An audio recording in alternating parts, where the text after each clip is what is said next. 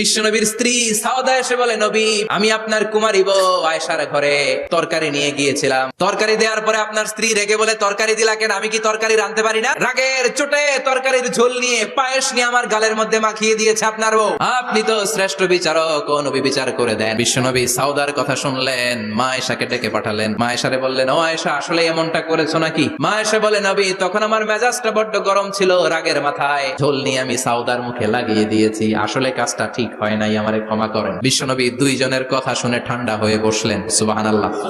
দুইজনের কথা শুনে বিশ্বনবী বললেন, আমার আদালতের রায় হচ্ছে কিসাস। সাউদাকে যেমনি তুমি পায়েস মাখিয়ে দিয়েছো, সাউদাও পায়েসের বাটি থেকে কিছু পায়েস নিয়ে আয়েশার গালে মাখো। সুবহানাল্লাহ পড়েন। সাউদাও বিশ্বনবীর রায় অনুযায়ী বাটি থেকে পায়েসের ঝোল নিয়ে মা আয়েশার গালের মধ্যে মেখে দিলেন। মা আয়েশা কি আর করবেন, হেসে দিলেন। সাইয়েদাতুনা সাউদাও হাসলেন, বিশ্বনবীও হাসলেন। আরশের উপর থেকে খুশি হয়ে গেল কে?